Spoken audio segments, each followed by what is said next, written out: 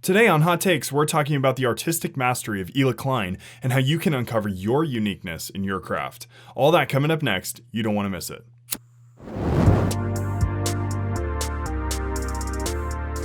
What's up, guys? I'm so happy you joined in again. I wanted to encourage you to like, comment, and subscribe on YouTube, Spotify, and Apple Podcasts. You can also check out full episodes of Next Up on IGTV. Now we're starting to do that. A lot easier way to view those episodes. And be sure to join in on our Patreon for as low as $1 a month and get a shout out at the end of each episode. Guys, that really helps us. I'm so grateful for the guys that you have done that. And I hope that more people join on in and are able to partake in some of those cool benefits that we offer. You can check all of that out on our Patreon. Be sure to check that out, link in the bio. And if you or anybody you know is looking for any film or video services, be sure to check out Evan Rogers Film. Evan Rogers Film, creating the visuals of the future. Okay, before we talk about Hila Klein, who I really adore as an artist. I think she's incredible. A lot of you guys know H3H3 on YouTube. They do the H3 podcast. I think Hila doesn't get talked about enough, especially with Teddy Fresh, her brand, which you guys have probably heard of too. But before we get into talking about her, I wanted to pose this thought. I've talked about the 10,000 hour rule before, and 10,000 hour rule to mastery more specifically. That's something I think I've talked about on Next Up, probably on here too. But along those lines, I wrote down this thought. A creative's coasting is what makes them special 95% of the time, demonstrating their mastery. While the other 5% that they have left is overdrive and what makes them undeniably unique. I think we can uncover a little bit more of that, but I wanted to throw that out there as kind of a, thought before we even get into any of this stuff. Hila Klein. Hila Klein is somebody that is very cool. If you guys know anything about her history, there's a lot there. She's originally from Israel and met Ethan over there, and they moved over to the United States. They were actually in Israel for a while. They were in New York for a while, all over the place, right? Hila, for the longest time, helped produce the shows that they, all the videos that they would do, Vape Nash, all these fun, hilarious videos that me and my friends and my wife love to death. But what's really neat about Hila is that she's always had this artistic flair and passion and what now created Teddy Fresh. And if you've heard of Teddy Fresh, they're an apparel brand. It's cute. It's a really neat, basic, pastel color palette. They have a teddy bear as a logo, and I can't tell you enough about how much I've enjoyed purchasing things from them, beanies and hats, clothes and all that stuff, and how cool it is to me that somebody like Hila is using her superpower of art to, enter this market that is so male dominated. And it's just cool to see her breathing through that and creating. There's a quote that she had on her website for Teddy Fresh that says, it feels like we're going through boot camp right now. Feels like if you can make it through this, you can make it through anything. And that's kind of that energy of that posed thought that I gave at the beginning where, these artists, and if you're an artist, a business person, whatever it is, if you're working on your craft, one thing that is really, really difficult is getting through the tumultuous times, the times where you're going through the mundane, the tedious, the things that you hate doing, and it's preventing you from doing your actual work, right? A lot of times that has to do with business related stuff, tax stuff, right? I definitely go through that, and that's really frustrating sometimes. And I'm like, well, when do I get to just film? Do I really have to take all these precautions? And you do, you definitely do. But that's something that's cool. That quote by Hila is really, really neat because when you think about it, that's what we spend most of our time doing, right? So when I posed that thought at the beginning, 95% of the time, you're going through the trenches and the things where you are you're working your mastery out of the craft, because it's the things that you don't, you can't perceive. It's the things that you do over and over again that gets you to the point where you can deliver a finished piece of art, or business, if you're finishing a project, a pitch, whatever it is, right? But it's that 5% at the end. And this is another sports analogy. I apologize. I'm really deep into NBA basketball, if you haven't figured that out already. Something that is going through my head right now is we've got the Western and Eastern Conference Finals happening right now. You have guys like Devin Booker, Trae Young in the last couple games who have come through and they delivered in the last couple minutes. This analogy works really well. The last 2 minutes of the fourth quarter are probably the most important of any game, but especially when you're in the playoffs, right? This is when you need to show what your abilities are when you're gassed and fatigued and been going through all this stuff. Remember that 95% that equals, your mastery, what you've been working on mastering your craft? Well, the 5%, in my opinion, shows the uniqueness that you offer. Okay. The 5% when those guys are at the end of the game and they can hit the last shot, or they can hit the buckets or make the defensive stops that they need to make to win the game. That's what your real, expression is, in my opinion, right? If you're held down by the mundane all the time doing da da da da da, and then you get burned out, you're not really looking forward to, okay, well, but in those moments when I'm getting through all that, how do I really express myself, right? Now going back to Hila does a fantastic job. Her quote about the trenches is really, really interesting, because you got to think about, she's trying to start and run a business, hire employees, do the whole nine, right? But what she really loves to do is design. And that's that 5%, right, of her after she's done with all of that stuff, that she can still pick up a pen or a pencil or a paintbrush and paint. I wrote paint because I think that's really a great analogy in general, not just for an artist, but for a business mind, right?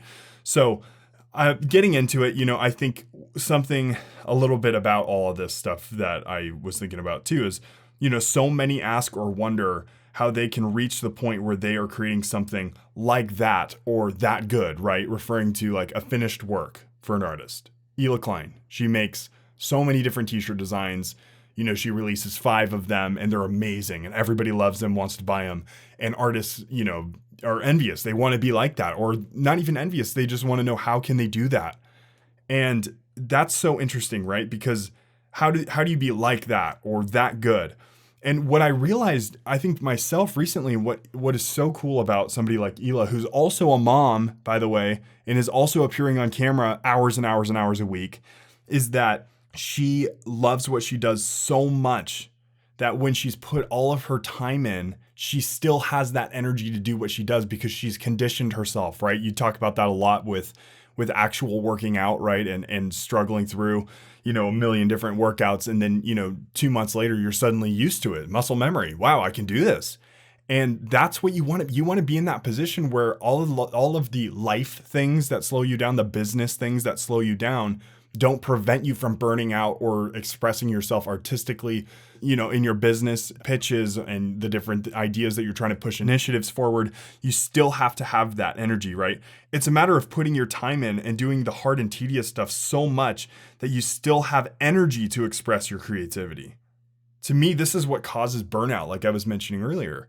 When you run out of that energy that you need at the very, very end, that's what happens to a lot of people. They get sucked in by I need to file my entity, or I need to do this, I need to do that.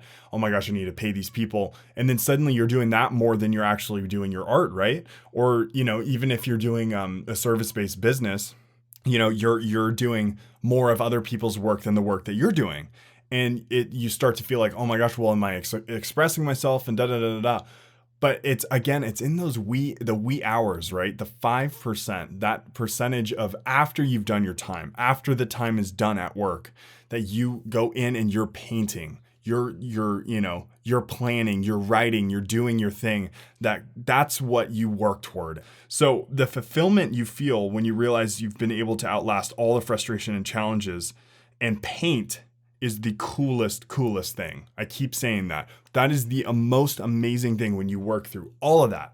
And Hila's a great example, man. Can you imagine? And shout out to all the moms and the women out there that work so hard at their own home life with their husbands, with their kids, to raise them. And then on top of that, find time. They find time to do this. Hila's a great example of so many working moms in the US that have not given up their craft to still raise kids and, provide for their families and still run their business when they come home after all of that, work with their kids, put their kids to bed, and go at it at 10 p.m. until midnight, 1 a.m., 2 a.m. Hila said on the Teddy Fresh page, she hasn't really slept in I don't know, I'm sure she has, but not slept well in how long? I mean, she had a kid 2 years ago.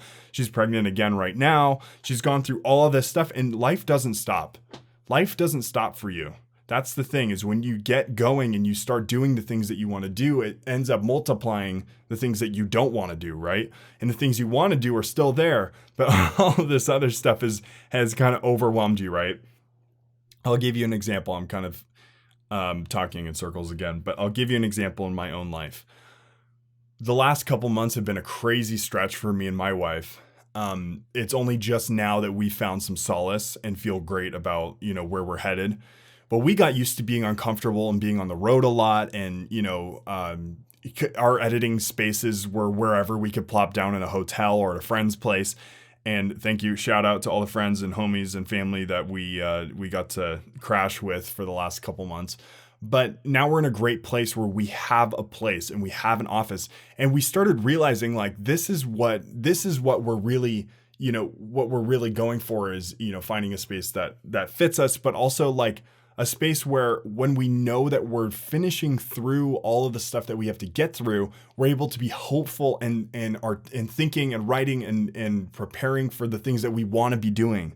Me and my wife go back and forth over and over again throughout the day after we're finished with our work about, wow, wouldn't it be great if wouldn't it be great? And that's the thing, is you're trying to provide a lifestyle for your future family, for yourselves, that gives you comfort and fulfillment, right? And that's what all artists and all business people are ultimately looking for, is how do we find that fulfillment? And it comes with mastering your craft. If you master your craft and you are able to grind for those, the 95%, and that 5% is when you get to express yourself artistically, that 5% will always be your favorite. But the 95% is the percentage that you realize, wow, I learned a lot. Wow, I got challenged and I really pushed myself. And what a great feeling that is when you're creating or you've moved on. You look at all of these successful people in life that the media pushes. Those people are not always handed the silver platter. The reason that they get the silver platter is because they've worked so hard mastering their 95, and that 5% becomes what is artistically expressed when they're exhausted and they have to go to the studio and they record, I'm thinking of what's a big hit right now. Any of the big hits that are out there right now. Straightening by Migos. Let's put it out there. Straightening. You're hearing it everywhere. That's probably after they've had their full day with agents and meetings and all that stuff. And boom, they're sitting down and they record Straightening that night. And now it's, 50 million plays or whatever in 2 weeks. And that's the thing. You're never going to get it easy, especially in this world of so many people and icons pushing their way forward. You're never, ever going to just get handed something. There's no other way to put it. And Hila is a great example of that. Somebody who's a mom, a wife to a husband, an on-camera personality. Do you know how many meetings those people probably go through alone just for H3 Podcast or any of the videos? And then you add on top of that she's the CEO of an apparel company and she has meetings all of that time. You think like, this is just what it takes to fulfill the business and keep it going. When is she coming up with new ideas? That's what she's talking about when she says, we're in boot camp right now. And if we survive this, we can survive anything. Loving your craft carries you through all the crap. Hey, kind of an alliteration, but it's true. Loving your craft carries you through all the crap, right? And Hila's a great example of this. The artistic mastery of Hila Klein, 95% of the time, demonstrating your mastery and developing it, and 5% is that overdrive in what makes you undeniably unique. I hope this was helpful today. I just kind of threw this one together because I was feeling really, just really stoked to put it out there because I can relate a lot to this right now, and I'm really just stoked that Hila's going where she's going and Teddy Fresh is going where they're going.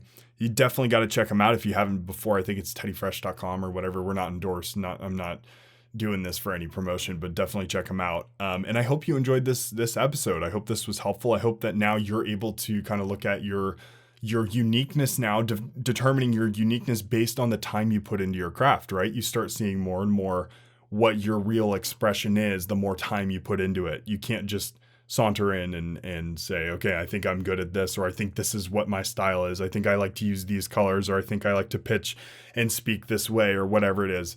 You have to put in the time to determine what that 5% will be.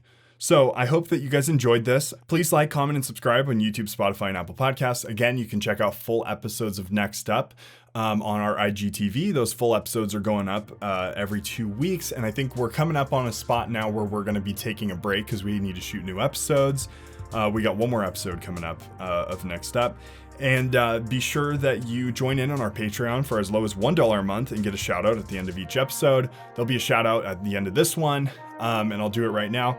Thank you to Next Level supporter Ethan Welch for supporting us on Patreon. You want to make sure you do that so you get great benefits that are associated with being a part of this show. And if you or anybody that you know is looking for any film or media services, be sure to check out Evan Rogers Film. Evan Rogers Film, creating the visuals of the future. You guys, thank you so much for tuning in. I'll see you guys next week.